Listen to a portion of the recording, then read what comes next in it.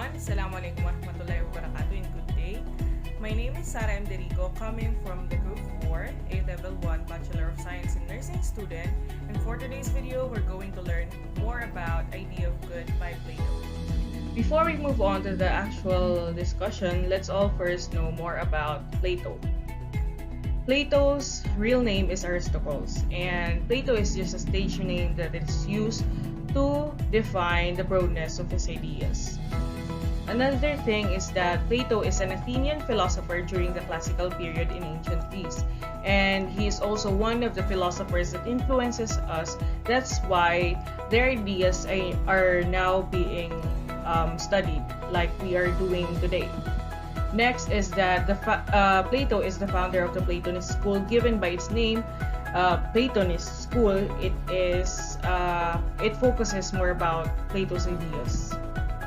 And lastly, Plato's most famous work is the Republic, which Republic tackles all about justice, and justice is one of the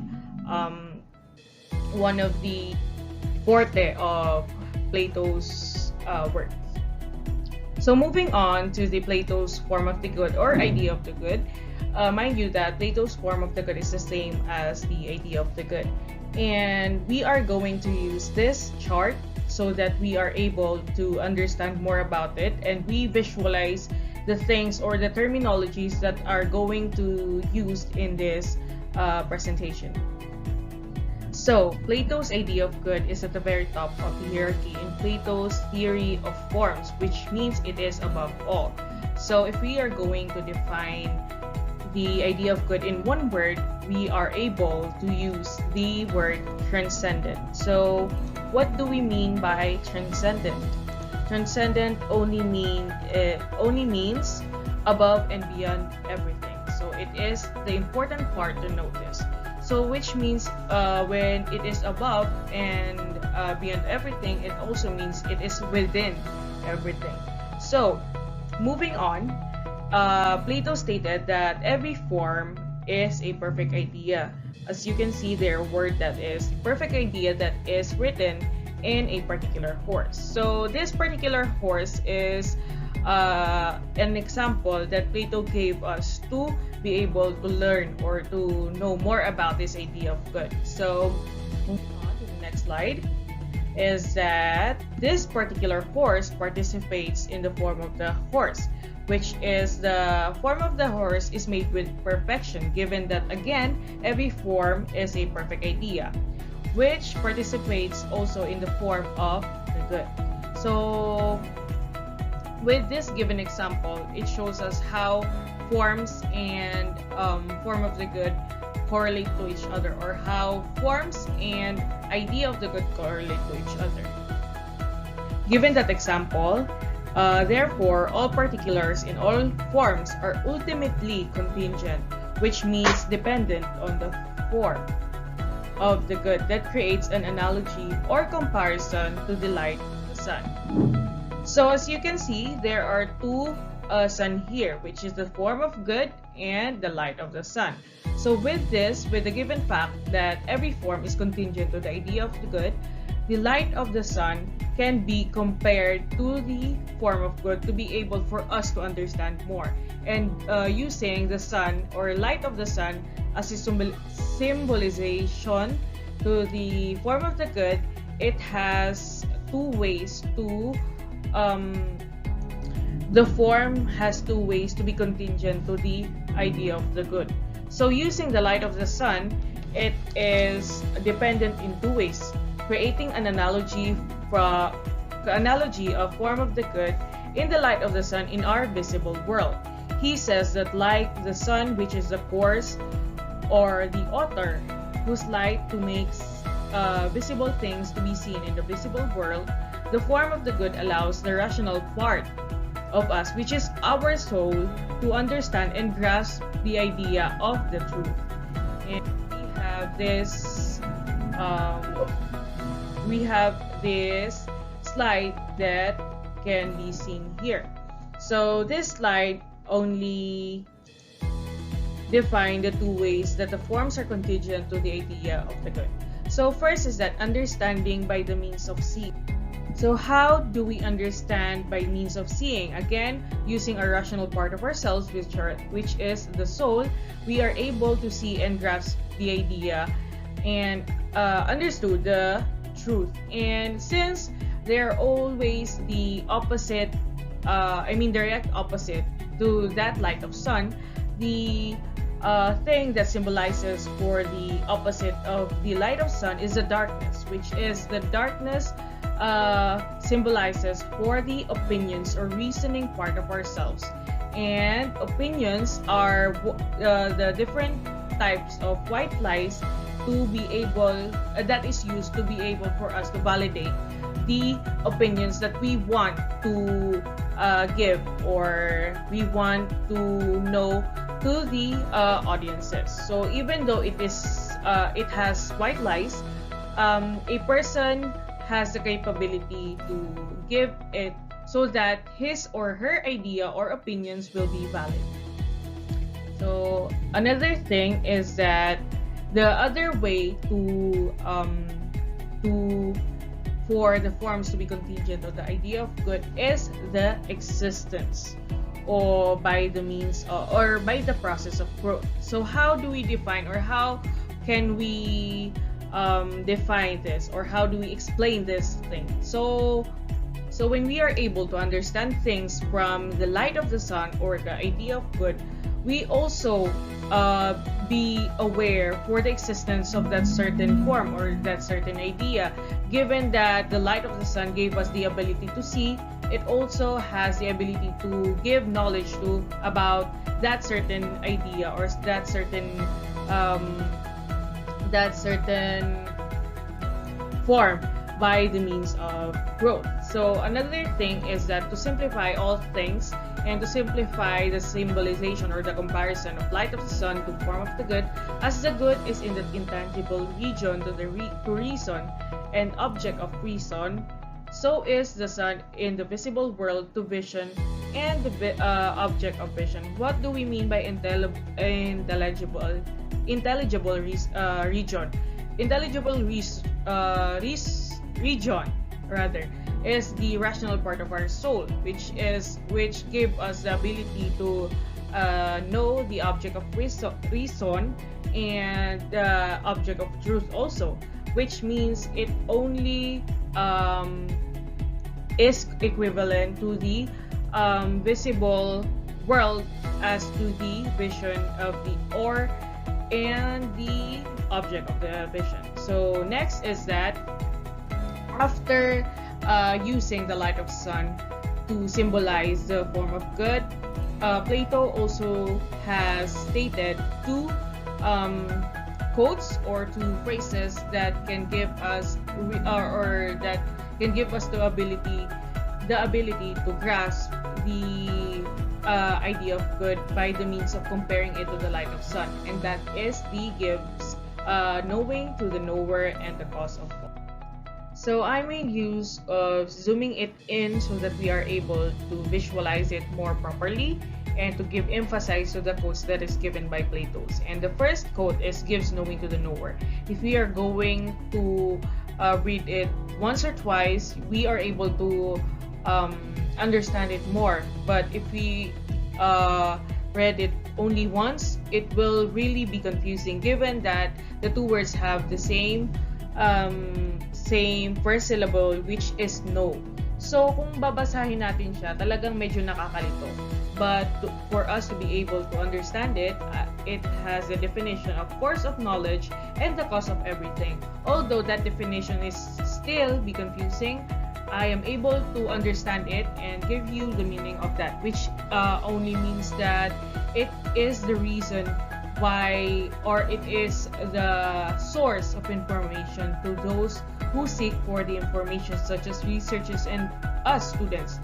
So gamit ang idea of good, it is much more clarified and it is much more vividly defined that it has the ability of giving us the knower the knowing, which is the information that we need to grasp and understood. Next is that the cause of all. So the cause of all is such a broad phrase. So cause of all what? So it is the cause of all correct and anything beautiful. Given that earlier I said that the every form that is under idea of good is perfect, which means it also needs to be correct, because an idea will not be correct if it's not perfect, and it will not we cannot change it, because it will not be under idea of good if you are able to change it, because one of the characteristics which we are going to know more about later is that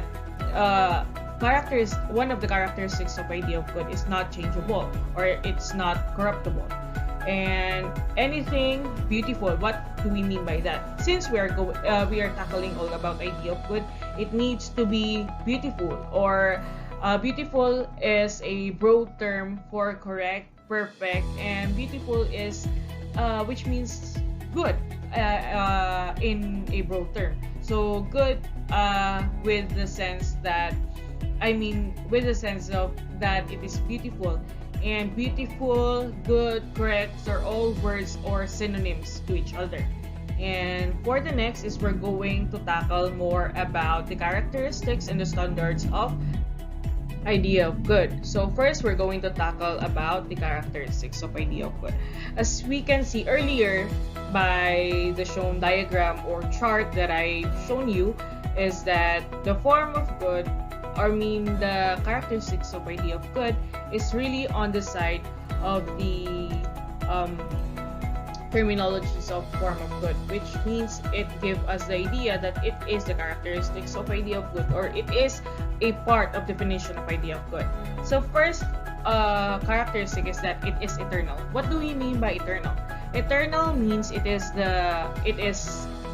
not have a lifespan. It is forever.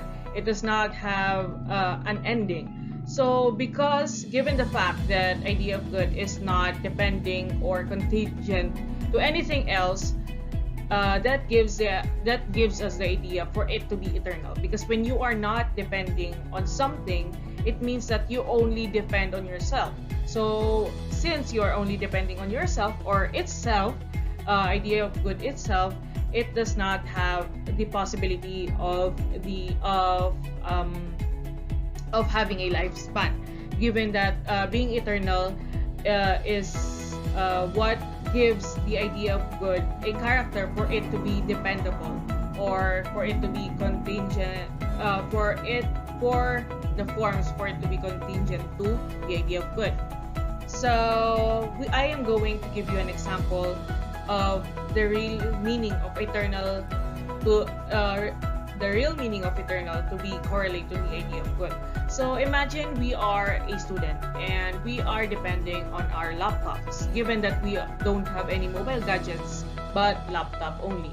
So given that we are using this mobile gadget for our learning, and we all know that there are going to be a time that our laptop will be damaged and destroyed, and that is what I mean when other things are not when I said that other things are not eternal. That's why it cannot be under idea of good.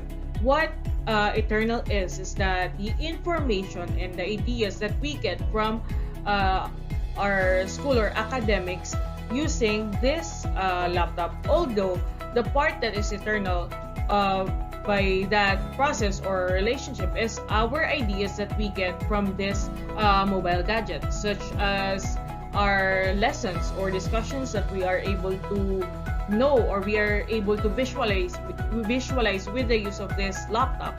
And that is the meaning of eternal when it comes to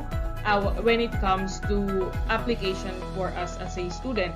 And given that a laptop can be damaged or destroyed, it is not an example of idea of good. So next is that immutable. What do we mean by immutable? Immutable only means that it cannot be changed, it cannot be corrupt, it cannot be corrupt, or it is not corruptible. And given the fact that we are talking about idea of good, it must not be changeable, because it is an idea we need to follow. And we all know that idea of good, as I said earlier over and over again, idea of good is a perfect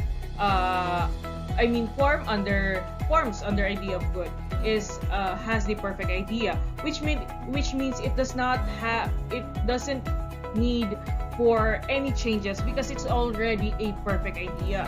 So it will only be considered as idea of good if it is not changeable.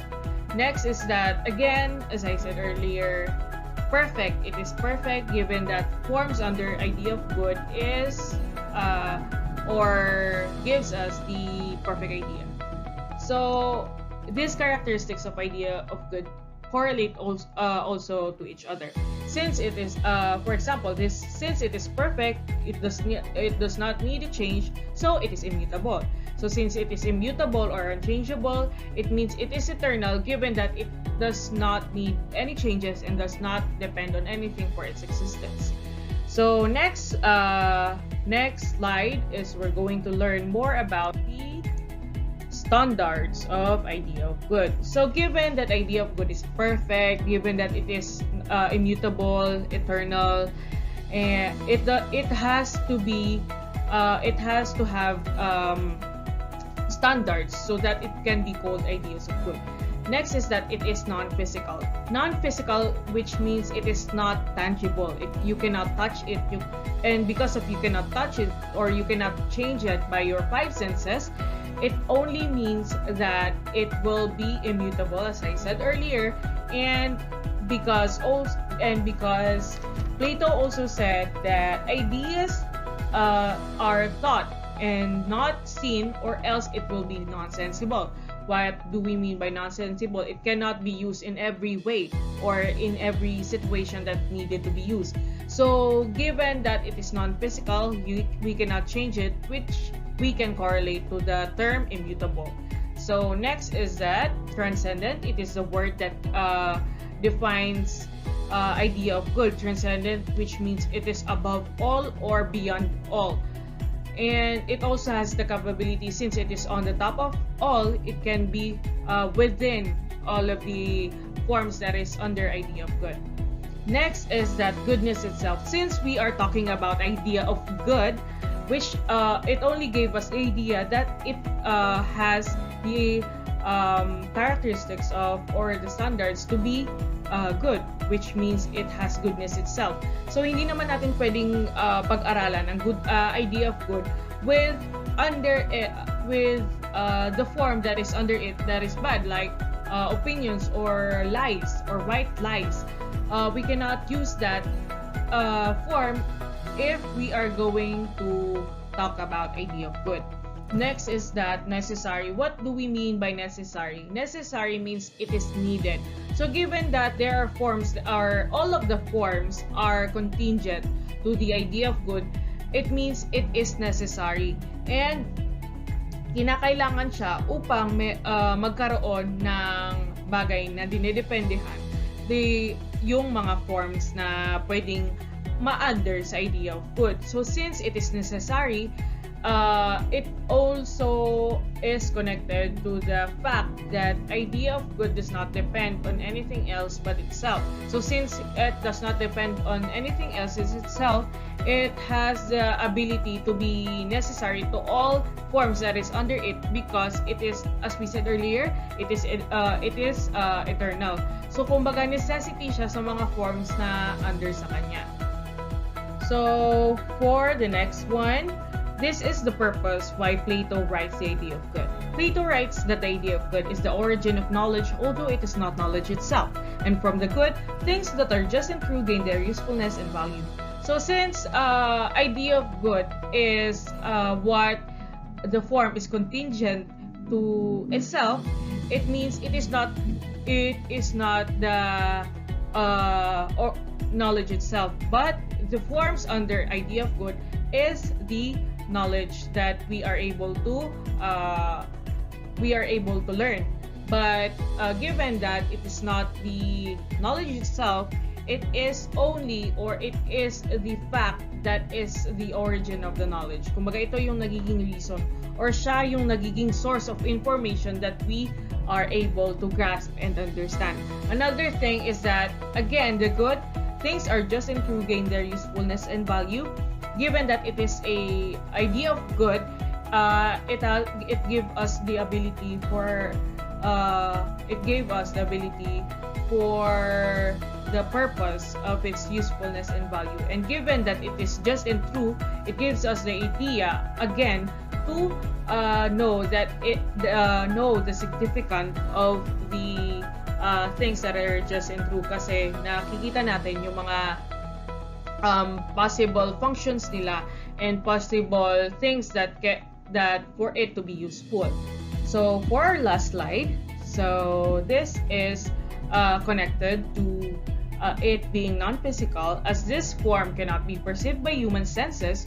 Whatever knowledge we attain of the forms must be seen through the mind's eye. So given that we are not able to touch it, or it is not tangible or intangible, it gives us the fact that only our mind's eye, which is the rational part of ourselves, which is our soul, is what makes it, or what gives us the ability for us to see that kinds of forms. Kasi ang idea nga, as Plato said earlier, idea is a thought and not seen, or else it will be non-sensible. So hindi man siya nakikita, it's not tangible, but the only thing that gives us the connection with that forms or ideas is through our mind's eye, and which is our rational part of ourselves, and that is the soul.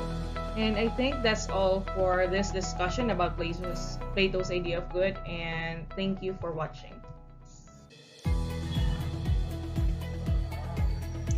Good day, everyone. Today I will be continuing to tackle, and I will be talking about the criticism of Plato's idea of good. In Book 1 of Nicomachean Ethics, Aristotle criticizes Plato's notion of the form of good. To understand the criticism, you need to have some understanding of Plato's doctrine of form. Consider a chair. What it is, in virtue of which a chair is a chair. That is, although there are many different kinds of chairs. If the term chairs is to have definite meaning, there must be something in common to all chairs. This is what an artisan must have knowledge of if she or he is to fabricate a chair. The thing that is common to all chairs, that all particular chairs participate in, is called the form of chairs, or chairness. Now imagine if a catastrophe would happen and all of the chairs in the world will be destroyed. This doesn't mean that the chairness will be gone too, because a craftsman could make a new one. So we can say that the form of chairness is in the mind of a craftsman. However, there are three things that might prevent us from saying that. Number 1 is different craftsmen probably have slightly different ideas of chairness, yet there must be something in virtue of which of all ideas of chairness are still idea of chairness. So the form of chairness cannot exist only in the mind of the craftsman. The form of chairness must exist elsewhere. Number 2, what if all craftsmen who knew all the chairs were to pass away, perhaps killed in the revolution? Would chairness then cease to exist?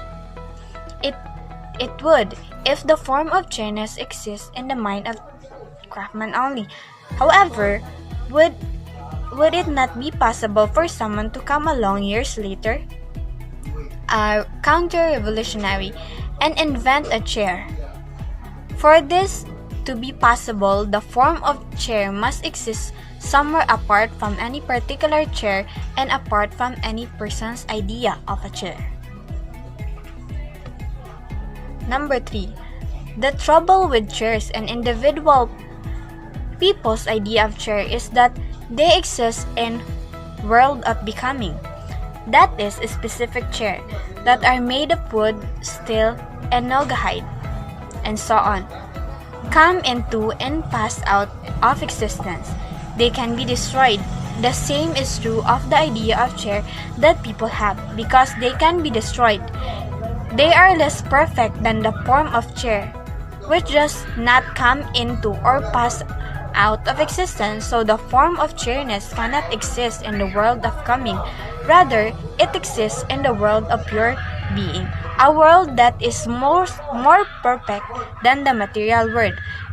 It is this world that philosophers visit in Socrates' allegory of cave. So, for any determinate thing, there must be some form in virtue of which the thing is what it is.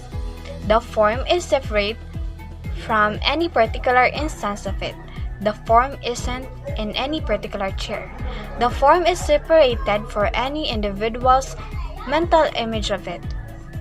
The form is superior to particular thing or any mental image of that thing, because it is perfect and because it doesn't deteriorate or cease to be.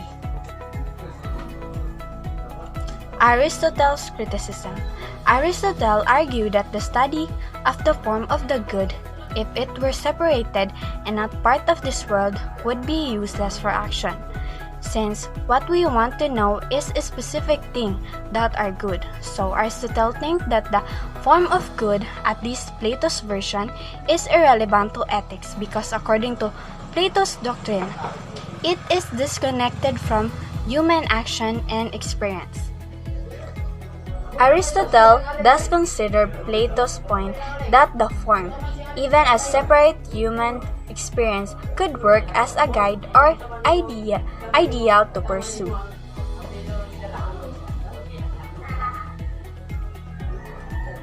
However, he pointed out that individual sciences seem to proceed without the knowledge of the form. For example, if you question an artisan, they usually can't express clearly the form of that which they create. The same is true of poet. They create poetry by inspiration, not in virtue of knowledge of the form of poetry. So, knowledge of the form, according to Aristotle, seems to lack the kind of specific detail necessary to guide action.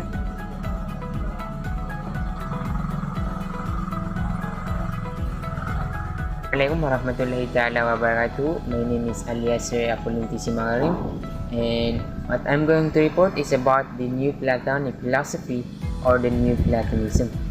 So what is Neoplatonism?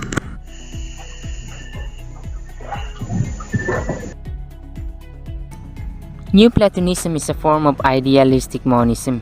It is a thought form rooted in the philosophy of Plato from 428 to 347 BCE, but extending beyond or transforming it in many respects. Platonism developed as a school of thought in the Roman Empire from 3rd to 5th century of the Common Era. However, the term itself was coined only recently in the mid-19th century, when German scholars use it to distinguish the ideas of later Greek and Roman Platonists from those of Plato himself. Plotinus from 204 to 270 CE is considered the first main proponent of Neoplatonism, and his intent was to use Plato's thought as an intellectual basis for a rational and human life.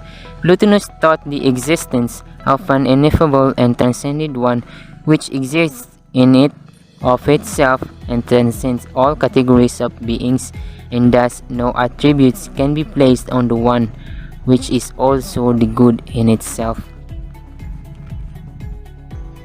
Neoplatonist ideas are more explicitly religious than those of Plato, and they developed largely to counter dualistic interpretations of Plato's thought. For example, Neoplatonism sought to overcome the Platonic cleavage between thought and reality, or ideal and form. Platonism is characterized by its method of abstracting the finite world of forms such as human, animals, and objects from the infinite world of the ideal or one. Neoplatonism, on the other hand, seeks to locate the one or God in Christian Neoplatonism in the finite world and human experience. This is the evidence in Plotinus' now famous maxim that the absolute has its center everywhere but its circumference nowhere. The central idea of Neoplatonism is that of a hierarchy of emanations, which are somewhat like mental shadows or metaphysical reflections.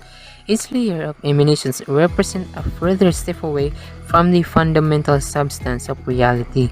In this way, Neoplatonism would be considered a form of philosophical idealism, holding that existence is defined by thought and intellect, not matter. Per Neoplatonic thought, the sequence of emanations starts with the One, the ultimate source of all other things.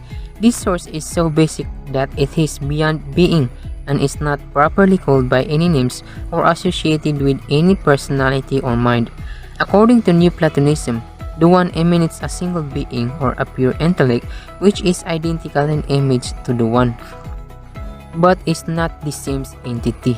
This emanated reality, also called the Nous, is a Neoplatonism closest corresponding entity to the biblical God. Intellect, the Nous, is the standard and the source of everything material. Neoplatonism continues this chain of emanations with the world soul, which is the collective spiritual energy or force behind all matter and especially of living things.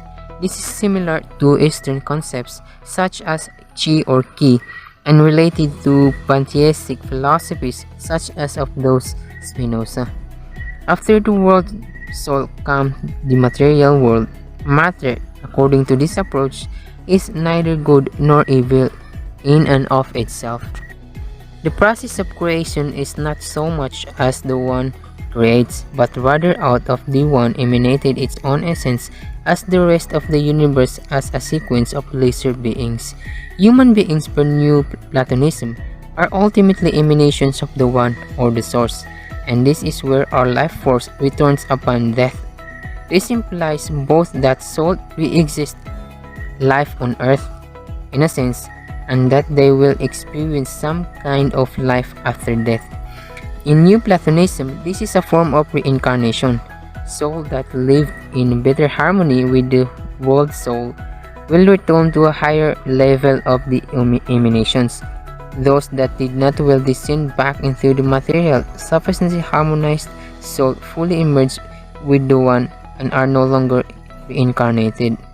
Over time, Neoplatonists added a substantial level of detail to this sequence, including a great number of intermediate spiritual beings. Neoplatonism is false in that it does not agree with the truth revealed in Scripture. According to the Neoplatonists, the ultimate source of reality is not God, but some unknowable impersonal force. Scripture says that the God is the origin of all that. The idea of pre-existent soul, even in the Neoplatonic sense, is contrary to the Bible's depictions of our creation. The idea of reincarnation or being reabsorbed back into some ultimate source is also incompatible with the Scripture's explanation of what happened after a person dies in Hebrews 9:27. It is also a cornerstone of Neoplatonism to teach that all people return to the source, and for some, this descent into the material realm is a necessary process. The source, absolute or one, is what all things spring from, and as a superconsciousness is where all things return. It can be said that all consciousness is wiped clean and returned to a blank slate when returning to the source. Proclus, a later predecessor of Plotinus, Porphyry, and Iamblichus, further expounded on the Neoplatonist philosophy with complex analysis and tremendous rigor.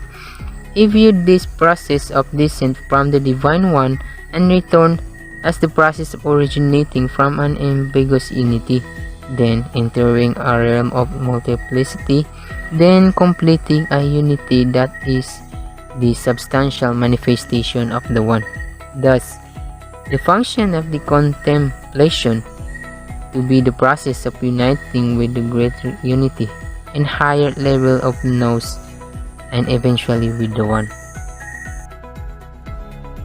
They did not believe in an independent existence of evil. They compared it to darkness, which does not exist in itself, but only as the absence of light. So too, evil is simply the absence of good. Things are good insofar as they exist.